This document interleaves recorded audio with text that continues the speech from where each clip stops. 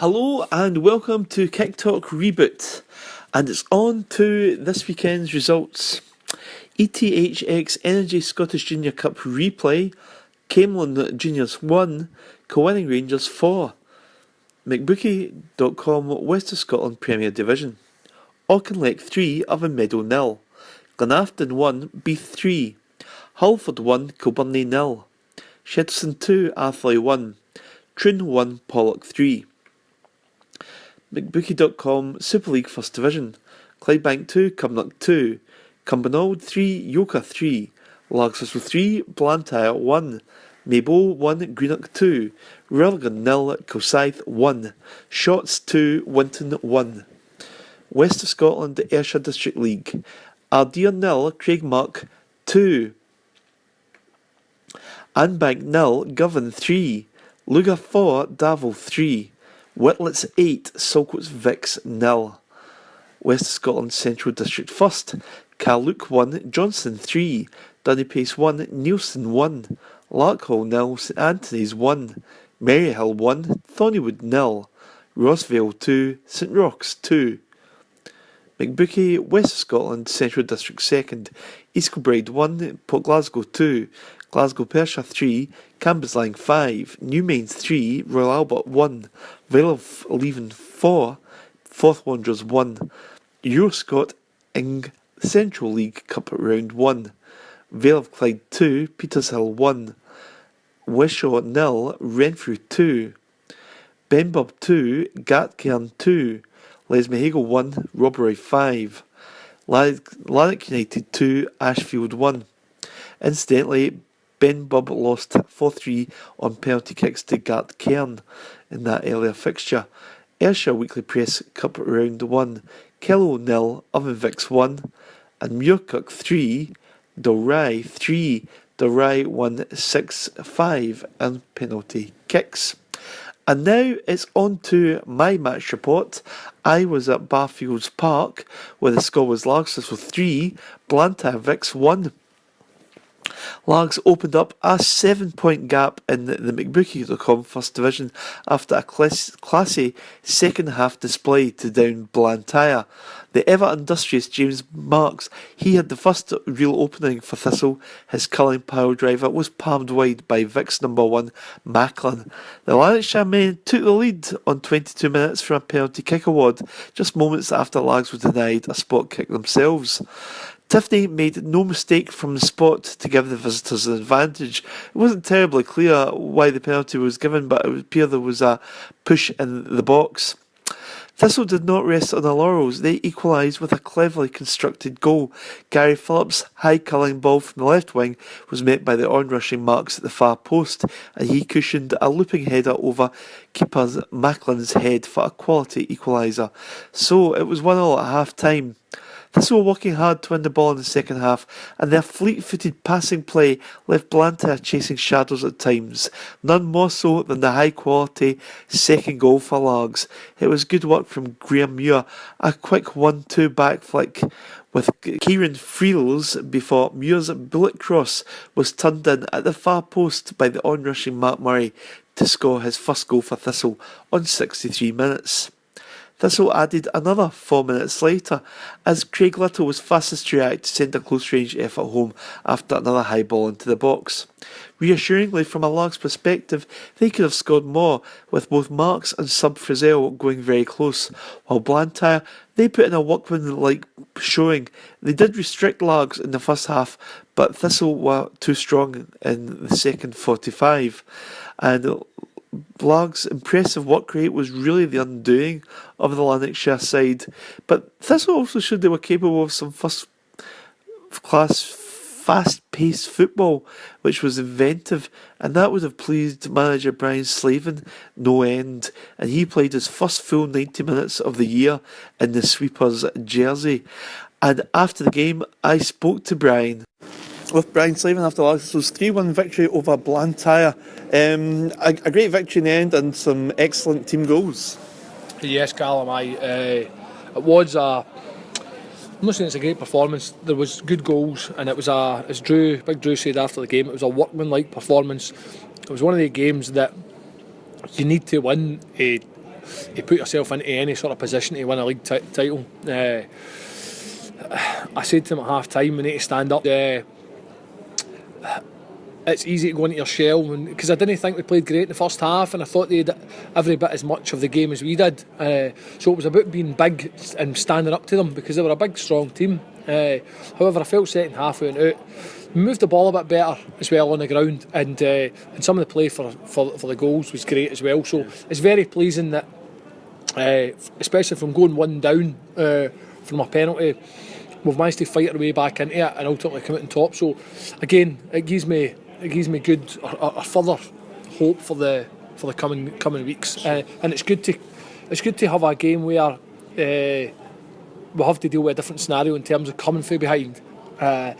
As opposed to the last couple of weeks, we've always been in front. Shots game, the Winton Rovers game, so it's good to test our mettle again and come at it from a different angle. So I'm pleased with the results and 3 points, definitely. In terms of the second goal in particular, it was great, good for Mark Murray as well. I think that might be his first goal for the club, but it was a great team goal, wasn't it? Great build-up, back heels, flicks. It was great. I would likely have choked Kieran if that back heel hadn't come off. For trying that at the edge of the box, there's a good chance I would have choked him after the game if they had got the ball and broke on us at that point. But it's one of the ones, it comes off, Callum, and so I can't. I mean, what can you say? It comes off and we get the goal. I mean, it was really well worked.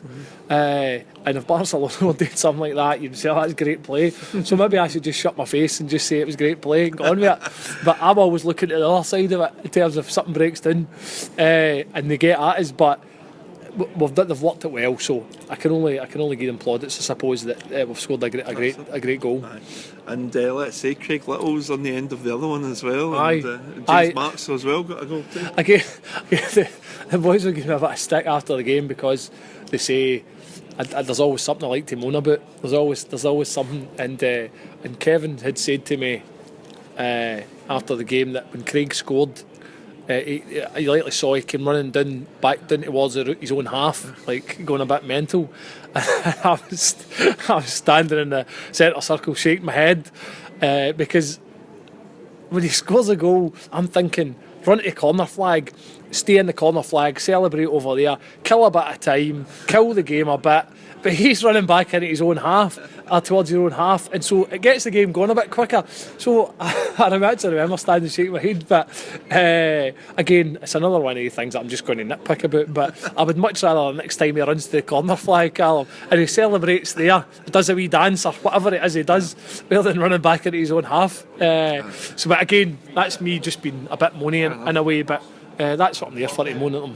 And the other thing too, though, like I say, was James Marks got a good goal as well. And he looked like he could score a few more as well. And Frizzell had a few chances as well at the end. I mean, it was they looked a bit more back to themselves again in that second half. I would completely agree with you, Callum. We are more like ourselves. I was disappointed with us in the first half, to be honest.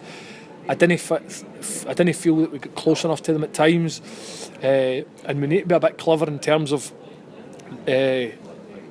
seeing how the game, the sort of way the game's going. And they were getting out down the left side, down out to the left back, and we weren't switched on enough or clever enough to say, right, well, wait a minute, he's getting out there, we need to cut that avenue off. So that was a bit disappointing at times. And even later on in the second half, I felt they were getting at us again down the left side too easily. Now I know they had kind of went man for man at the back almost, and so it was allowing them an extra man to step in. But we need to just be a bit cuter in terms of the way we go about defensively, and really defending for the front means if they're getting out for defence, the strikers need to think, right, how do we counteract this and leave maybe the centre halves on the ball as opposed to letting the full-backs get forward. Because, and I've been a centre half for part of my career as well, but I would rather a centre half be on the ball and coming forward with it, because normally the strong point isn't having the ball at their feet, to be honest. I normally use other colourful language to describe centre halves, but it's not their strong point. So I would rather they left the centre halves on all day rather than them getting out to the full back and then they can get at us down the sides, which then creates problems for us. But again, it's another thing we just need to work on, and it's another thing I'll nitpick about, is because we're always trying to be better all the time, rather than just focus on we won 3-1, it's great, let's get up the road, or let's go and get drunk. I'd like to think that we point out these things after the game so that the boys think about it during the week, over the weekend, and then take it on board when they go into the next game, so we're that wee bit better, whether it's just 1 or 2% better for the next game. But that's me just being a bit of a nitpicker. You're looking, I mean, Cowannon got a great result again, so but that maybe holds them back a bit. Cumnock and Clydebank drew, so it means that our lead looks good at the top of the table. But at the end of the day, though, it's still a kind of strange situation, isn't it? Because a lot of teams have got games in hand and whatnot. You'd rather have the points in the bag, obviously. Yes, there's no doubt about it. I mean, hearing the results coming off the part of the day, I was delighted that Cowannon won 3-1. Don't get me wrong, I've never been a huge lover of the Buffs. To be honest, Callum, I was never a huge lover of anybody else apart from the team I played with, which is likely why half a junior football doesn't like me. However, I don't mind that. But for them to go and win 3-1 today, it was a great result for them first and foremost, to be honest, to go up there. So great credit to Chris Strain and all the boys to go and win 3-1. But it then puts them into a position now where they've got a 2-leg semi-final, and it'll be played at the weekend. It'll be played Saturday or Sunday, and then the following week Saturday or Sunday, and that week in between the two semi-finals, 2 legs of semi-final, they can't play any league games. They're not allowed to play any league games, so they're going to have a full week. I mean that would be essentially about 9 days from the Saturday to the Sunday, essentially 9 or 10 days.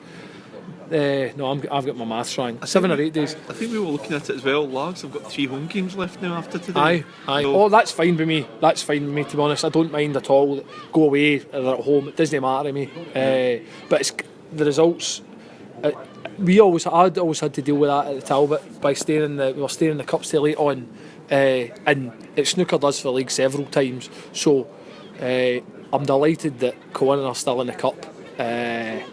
Because it puts a lot more pressure on them, and the result, the Cumnock Clydebank result, couldn't have been any better the day. So all in all, it's a good weekend. To still play the main players as well. Exactly. I mean, we've got to. Those are going to be 3 massive matches, really, whenever they will be. And the thing, Cumnock, I think, have still to play. They've still to Cowannon to play twice as well. Whereas we've played all 3 of them. So I would much rather have the points in the board, having been in a position before where you're trying to chase into April when it's Saturday, Monday, Wednesday. It knocks a lot of motivation at you, as well as tiredness, as well as brings on the tiredness. So I'm happy with where we are just now, and I think, as I spoke about in my column during the week, I mean, that brings the sort of third phase of the season, the way I'd planned it, to an end.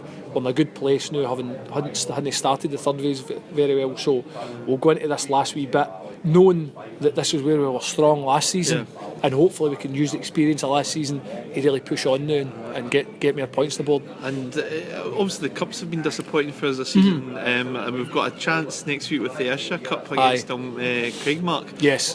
Bumpy Park, I presume. Yes. Might be wrong there. Sorry, but it'll be a different set of circumstances next week. Will the boys be motivated? Yeah. We'll make sure they're motivated. Because they know that if they're not motivated, then I'm going to murder them on the Monday and the Wednesday after it. So they'll need to be motivated. The cup competitions, it's not been great for us. But to be honest, as I said, the league's been I've said various times at the start of the season as we've been going on, the league is our priority. As you see with Cowannon and the struggle, they're going to have to get games played towards the end of the season. It really bites hard if you're fighting on all fronts, and you need to have a really big squad and quality all the way through your squad to be able to deal with it. So it was never a priority, and although we were out in non-good circumstances in the Scottish, to be honest, now in hindsight it could be a blessing in disguise. So we'll look at the Ayrshire Cup and its own merits come next Saturday, and I'll speak to Arnie about it in Big Drew during the week, and we'll see what way we're going to go with it. But essentially, the league is still very much a priority. And thanks to Brian Slavin for that. And now it's over to Stuart McConnell, who was at the McBookie.com Premier Division clash between Troon and Pollok. At Portland Park, the final score in this McBookie.com Super League Premier Division match was Troon 1, Pollok 3.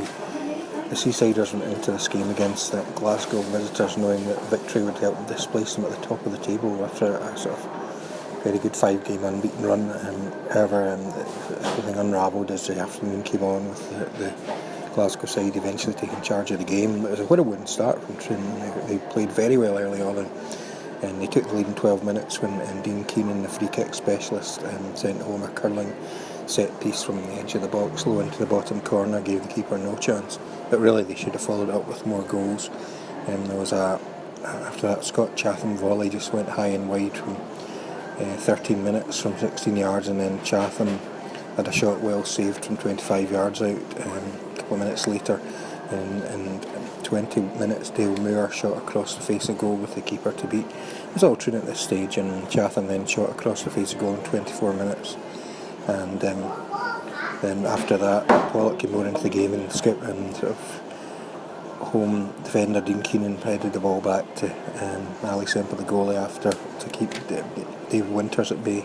Over in 42 minutes, and this was turned out to be a momentum changer as Pollok seized the lead. And it was a very good strike. It was a free kick from Tan Hanlon, rocketed off the crossbar, and it was headed on by Paul Gallagher to Chris Walker, and he sort of sent home a scissors kick 8 yards to give Semple no chance. So it was the worst time possible for Troon to concede a goal.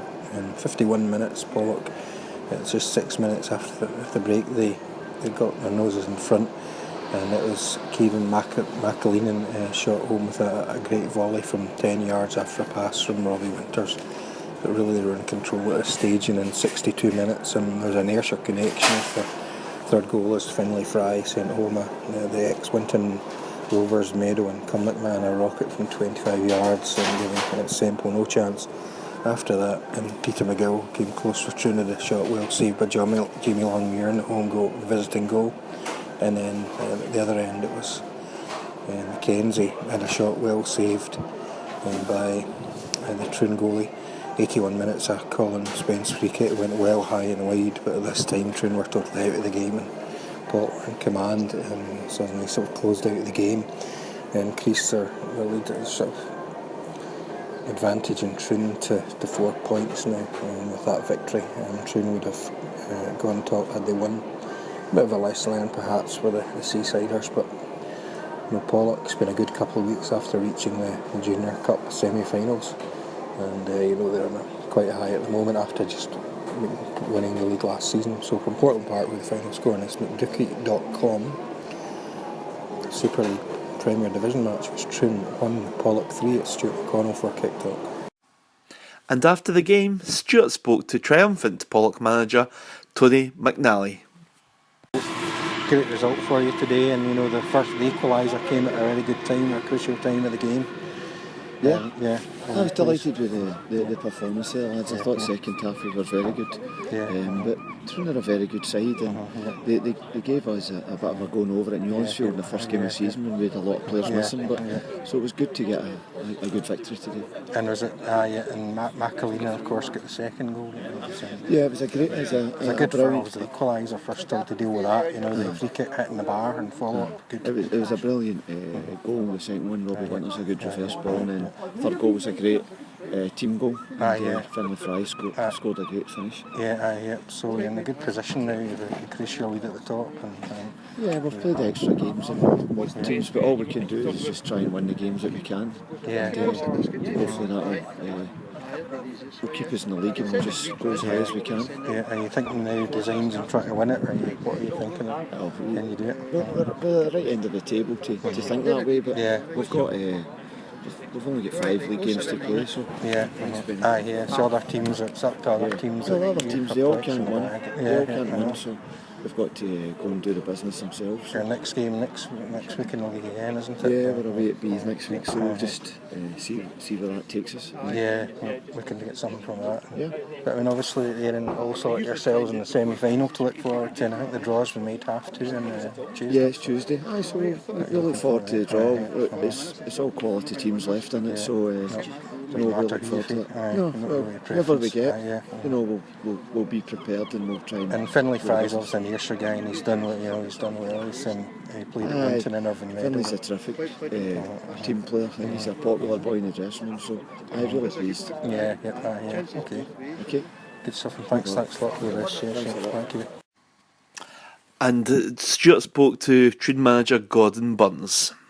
Disappointing after a great start, obviously taking the lead, and thought you opened quite well. We did start the game well. I was pleased how we started the game. First 20 minutes, Yeah, I felt. we got the goal, but I thought after we got the goal we actually stopped. Yeah. And then we let Pollok back into it. Then obviously Pollok got the equaliser. I suppose it was a disappointing time just to lose that goal. Just Quite close to before half time. Yeah, they got the equaliser. Time And changer.